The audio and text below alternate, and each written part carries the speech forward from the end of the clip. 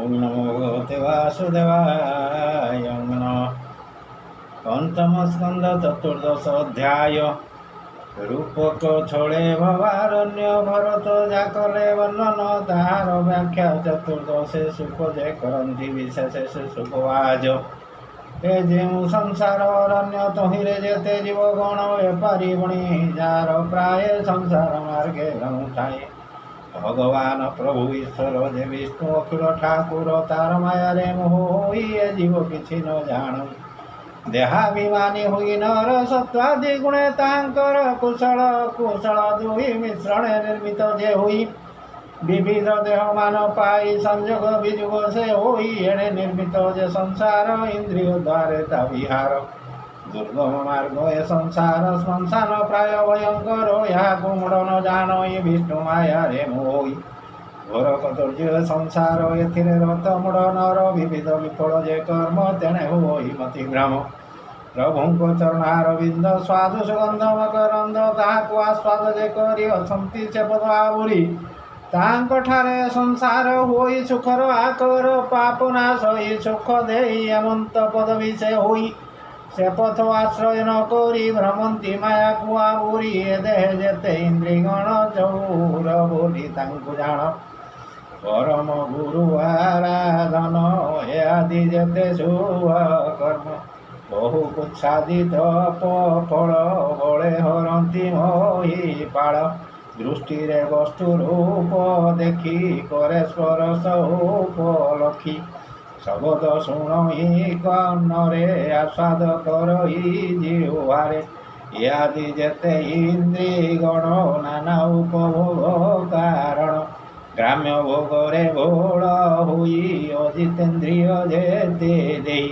करंती आत्मा पुण्य दूर तेणु से मूढ़ नृपवर। अथवा कुटुंब विषये अपत्य स्नेह माया मोहे। कदर्य कुटुंब भरणे मोहवती हत ज्ञाने। धारा तो नय नाम बही व्याघ्र शृगाल प्राय हुई। नासंती तार धर्म धन मेष शावक पूजेशन। जेसने कृषिकारी जने अनुबत्सर कर शणे। जे तृण गुणमलतादि निशेषे न पारंती छेदी से बीज केवे नष्ट नुहे पुनि से क्षेत्रे उदय हुए। से रूपे जे गृहाश्रम कर्म नाशने नुहे क्षम दंशम शक नीच जन पीड़ा करिण हरे धन। सलभ शकुंत तस्कर मूषिक आदि पीड़ा घोर विद्या काम्य कर्मे मन जोड़ी न खाई अनुक्षण। बासना क्षीण तार नोही नर लोके भ्रमु थाई। गंधर्व नगर पराए मिथ्या को सत्य देखे राये। ए जे गंधर्व नगर रे विषय मृग तृष्णा दूरे। मध्य मांस जे स्त्री संगम निरते हुई एणे भ्रम। धारा तो नय गृहे थाई केवल क्लेश कुल भई। अशेष दोषंकर स्थान अग्निपुरुष जे सुवर्ण। तेणे से देई थाए बुद्धि सुवर्ण अर्जने अवधि जे सने सीतातुर जने पिशाच अग्नि देखिबने। अग्निमणि ताकु प्रत्यक्ष धाई छुटोई तार पछे। स्वभावे से अग्नि नुहई ताकु पाइब वा काहीं। केबे वा गृहाश्रम कर्मे मन निवेशी जे से क्रमे। केबे कुटुंब आहुरी बात उपमा से जे नारी। तांको आश्रे करे धूली उपमा ता स्नेहरे। तेणे ता दृष्टि आवरणे दिग देवतांकु न जाने। पाप आचरे मोती भ्रमे शास्त्र मर्यादा अतिक्रमे। केबे देह मिथ्या मानी निवृत्त मन हुए प्राणी। निद्रारे स्वप्न प्राय करी क्षणके पुनि ता पाशुरी। केबे उल्लोक वाझिली कर्कश राव ठारू बळी। रिपु वा राजकुल जन करंती जे अभावर्षण। तेणे व्यथित चित्त होई बधिर प्राय रही थाई। जेते सुकृत कर्म फल भोगर अन्ते मोहि पाळ। ଜୀବନ ମୃତ ଯେତେ ଧନୀ ତାହାଙ୍କୁ ଅନୁସରେ ପ୍ରାଣୀ।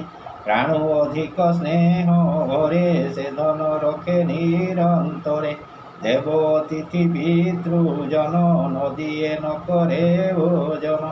ଏଣୁ ଅସତ ସଙ୍ଗେ ନର ଲଭଇ ପାଷଣ୍ଡ ଶରୀର। ଉଭୟ ଲୋକେ ଦୁଃଖ ପାଏ ଏମନ୍ତ ଜାଣ ନର ରାଏ। କେବେ ବା କ୍ଷୁଧା ତୃଷା ଭରେ ଅତି ପୀଡ଼ିତ ହୋଇ ନରେ। ପିତା ପୁତ୍ର ଯେ ଅନ୍ୟେ ନାଶନ୍ତି ପୁଣି ଅନ୍ନ ବିନେ। ଗୃହ ଦ୍ରବିଣ ଧାରା ସୁତ ବ୍ୟାଧି ଯେତେ ପ୍ରିୟ ଅର୍ଥ। କହି କ୍ଲେଶିତ କେହି ହୋଇ ବନ ନଳେ ଯେହ୍ନେ ଦହି। କେବେ ବା ରାଜା ହରେ ଧନ ନାନା କ୍ଲେଶରେ ଦୁଃଖ ମନ। ଜୀବନ ମୃତ ପ୍ରାୟ ହୋଇ କେବେ ବା କ୍ଷଣେ ସେ ରହି। କେ ବାବା ପିତୃ ପିତା ମହେ ଚିନ୍ତାରେ ରହେ ସ୍ୱପ୍ନ ପ୍ରାୟ। କେବେ ବା ଗୃହାଶ୍ରମ କର୍ମେ ମନ ନିବେଶୀ ମାୟା ଭ୍ରମେ। ଲୌକିକ କର୍ମେ କ୍ଲେଶ ଜାତ କ୍ଷଣ କ୍ଷଣ କେ ଦୁଃଖ ଚିତ୍ତ। କଣ୍ଟକ ଦୁର୍ଗମ ପର୍ବତେ ଆରୋହେ ନାନା କଷ୍ଟ ମତେ। କେବେ ବା କୁଟୁମ୍ବ ଆବୋରି ବିଷ ପାନ କରି। କ୍ଷୁଧା ନଳେ ଦହି ହୁଏ ତେଣୁ କୁଟୁମ୍ବେ କ୍ରୁଧ ବହେ। କେବେ ସେ ନିଦ୍ରା ଜଗରେ ଅଜ୍ଞାନ ତମେ ଶୋଇ ମରେ। ଶ୍ମଶାନ ଶବ ପ୍ରାୟ ହୋଇ ଦୁଃଖ ଦୁଃଖ କୋନ ଜାଣଇ। ଦୁର୍ଜନ ଦ୍ୱନ୍ଦ୍ୱେ ଦୁଃଖ କରି ନିଦ୍ର ଭାବକୁ ଆବୁରି। ବ୍ୟଥିତ ହୃଦୟକୁ ପାଇ ଅନ୍ଧ ଧ୍ୟାସନେ କଷ୍ଟେ ଥାଇ। ଅଜ୍ଞାନ ଭାବୁ ଦୁଷ୍ଟ ଚିତ୍ତେ ପଡ଼ଇ ଅନ୍ଧ ତମେ ଅନ୍ତେ। ସକାମେ ହରି ପର ଧନ କେବେ ବା ନ କରେ ପ୍ରଦାନ। ନିରତେ ପର ଧାରା ସେବି ପର କଥାରେ ପରାଭବି। ସ୍ୱାମୀରେ ଦ୍ରୋହ ଚିନ୍ତା କରେ ଦୁର୍ଗମ ନରକ ଆବୋରେ। ଏମନ୍ତେ ଆତ୍ମା କର୍ମ ଫଳେ ପ୍ରାଣୀ ଭ୍ରମନ୍ତି ଏ ଶୟଳେ। ଜନ୍ମ ବାସନା ଫଳେ ତାର ପୁଣି ଜନ୍ମ ଇଏ ସଂସାର। ଶୁଣ ରାଜନ ଏକ ମନେ ଯେବେ କର୍ମ ପ୍ରାଣୀମାନେ। ଛେଦନ୍ତି ହରି ଆଶ୍ରୟ କରି ତେବେ ସଂସାରୁ ପ୍ରାଣୀ ତରି। ଶୀତ ଭରସା ଯେତପତି ତ୍ରିତାପତାପେ ଦୁଃଖମତି। ବ୍ୟାଧି ନିବାରଣ ସେହି କେବେ କରି ନ ପାରଇ। ତୁରନ୍ତ ଚିନ୍ତାମଗ୍ନ ହୋଇ ବିଷଣ୍ଣ ଭାବରେ ରହି। ଅନ୍ୟର ଧନ ଅନ୍ୟ ଦେଇ ସ୍ୱଭାବେ ଦ୍ୱନ୍ଦ୍ୱ ଉପୁଜାଇ। ଏ ଯେ ସଂସାର ଘୋର ପଥ ନାନା ଉପସର୍ଗ ସହିତ। ଏ ଭାବେ ଆଶ୍ରୟ କରି ପ୍ରାଣୀ ଏ ସର୍ବ ଅନୁଭବେ ଜାଣି। ଶୋକ ଲୋଭାଦି ମୋହ ମାନ ମାଶ୍ଚର୍ଯ୍ୟ ଦିଶା ଅଭିମାନ। ସୁଖ ଦୁଃଖ ବା ଅପମାନ ରାଗ କ୍ରୋଧ ଯେ କ୍ରୋଧା ଜନ୍ମ। ପିପାସାଦି ବ୍ୟାଧି ଯେତେ ଜରା ମରଣାଦି ସହିତେ। ଦେବ ମାୟାରେ ମୋହ ହୋଇ ନାରୀର ବଶ ଭାବ ବହି। ତା ଭୁଜଲତାରେ ବନ୍ଧନ ତା ସ୍ନେହ ମନ କରି ଛନ୍ନ। ତା ଅବଲୋକନ ବିହାରେ ତେଣେ ଆସକ୍ତ ମୂଢ଼ନରେ। ଶ୍ରୁତ ଦୁଇ ତାଙ୍କ ବଚନେ ଚିତ୍ତ ନିବେଶୀ ଅନୁକ୍ଷଣେ। ତାଙ୍କ କୋମଳ ବଚନ ଶ୍ରବଣେ ପିୟୁଷ ଯେ ଛନ। ହୃଦୟ ହରଷିତ ହୋଇ ଆଶାକୁ ତହିଁରେ ଓଳାଇ। ଆତ୍ମା ହିତ ସେ ଅଟନ୍ତି ଜୀବକୁ ନରକେ କ୍ଷେପନ୍ତି। କେବେ ବା ଅଖିଳ ଈଶ୍ୱର ବିଷ୍ଣୁ ଭଗବାନ ଠାକୁର। ଯାହାର କାଳଚକ୍ରେ କରି ସଂସାର ସମୂହ ସଂହାରି। ସକଳ ବସଟି ତାହାର ହେମନ୍ତ ପ୍ରଭୁ ଯେ ଈଶ୍ୱର। ତାହାର କାଳଚକ୍ର କରେ ଭ୍ରମଇ ଅଖିଳ ସଂସାରେ। ଯେ ଯଜ୍ଞ ପୁରୁଷ ଠାକୁର ତାଙ୍କୁ କରି ଅନାଦର। ପାଷଣ୍ଡ ଭାବକୁ ଆଚରି ନାନା ଦେବତା ସେବା କରି। ସୁଗମ ପଥ ନ ଆଚରି ବିବିଧ କୁପଥ ଆବୁରି। ନିଗମ କାରଣ କର୍ମ କରଇ ହୋଇ ମତି ଭ୍ରମ। ପାଷଣ୍ଡ ଭାବରେ ବିଦିତ ଆତ୍ମାକୁ କରଇ ବଞ୍ଚିତ। ଅଗ୍ନିହୋତ୍ରାଦି ହିତରେ ବଞ୍ଚଇ ଶୂଦ୍ର ପରୋକାରେ। ମିଥୁନ ଭାବେ ଅନୁକ୍ଷଣେ ଆକୁଳ କୁଟୁମ୍ବ ପୋଷଣେ। ଅଜ୍ଞାନ ପାଷଣ୍ଡ ଏ ଭାରେ ନିରତେ ସ୍ତ୍ରୀ ବସେ ବିହରେ। ଅତି କୃପଣ ବୁଦ୍ଧି ହୋଇ ଅନ୍ୟନ୍ୟ ସ୍ନେହ ଭାବ ବହି। କାମୁଖ ଚାହେଁ ଅନୁକ୍ଷଣ ପ୍ରତେଜୀ ପିତୃମାତୃଗଣ। ବିସ୍ମରି ମୃତ୍ୟୁ କାଳ ତହିଁ ଅଜ୍ଞାନେ ଛନ୍ଦେ ଭ୍ରମଇ। ବାନର ପଶୁର ସମାନ ମୈଥୁନେ ହରୁଥାଇ ଦିନ। ପରମ ଉତ୍ସବ ମଣଇ ଦାରାତନୟ ମଧ୍ୟେ ରହି। ମୃତ୍ୟୁ ମତ ଗଜ ଭୟରେ ପଶଇ ଗିରି କନ୍ଦରରେ। ଶୀତତପତି ଦୁଃଖମାନ ଦୈବର ବିଭୂତି ବ୍ୟସନ ଦୁସ୍ତର ଚିନ୍ତାମଗ୍ନ ହୋଇ ବିକଳ ଭାବରେ ରହି କେବେ କାନ୍ତେର ମୋଇ କେବେ କ୍ଷୀଣ ଧନ ହୋଇ ଦ୍ରବ୍ୟ ସଂଗ୍ରହେ ଯେ ସ୍ୱଭାବ ଶଯ୍ୟାସନ ଆଦି ଭୋଗ ସକଳ ଉପଭୋଗ ତାର ଦ୍ରବ୍ୟ ବିହୀନ ହୁଏ ଦୂର ପୁଣି କେବେ ମନୋରଥ ଦ୍ରବ୍ୟ ଲାଳ ସେ ଭ୍ରମେ ଚିତ୍ତ ପୁଣି କେବେ ଦ୍ରବ୍ୟ ପାଇଁ ମତି ତାହାର ଦୁଷ୍ଟ ହୋଇ ତେଣୁ ବିହାର ଆଦି ଯେତେ ଇଚ୍ଛଇ ସକଳ ସହିତେ ହେମନ୍ତ ଚିତ୍ତବୃତ୍ତି ସଙ୍ଗେ ବୁଢ଼ଇ ସ୍ନେହ ଅନୁରାଗେ ତେଣୁ ସେ ପୂର୍ବ ବାସନାରେ ବିବିଧ ଶରୀରେ ପ୍ରଚରେ ତେଣୁ ସଂସାର ପଥେ ନର ନାନା କ୍ଲେଶ ବ୍ୟାଧି ଶରୀର ପୁଣି ଜନ୍ମିଣ ନାଶ ଯାଇ ନାନା ଆପଦକୁ ଗୁଞ୍ଜଇ ନାନା ଶୋକ ମହତା ପରେ ପୀଡ଼ିତ ହୁଏ ତା ଶରୀରେ ଅସାଧୁ ବନ୍ଧନେ ବଞ୍ଚଇ ସେ ପଥ ପାର ନ ଦେଖଇ ଯେ ପଥ ଉପଶମଶୀଳ ସୁଧାଧୁ ବାଳନ୍ତି ନିଶ୍ଚଳ ଗମ୍ୟ ରାଜ ଋଷିଙ୍କର ଯେ ପଥ ଅତି ଅଗୋଚର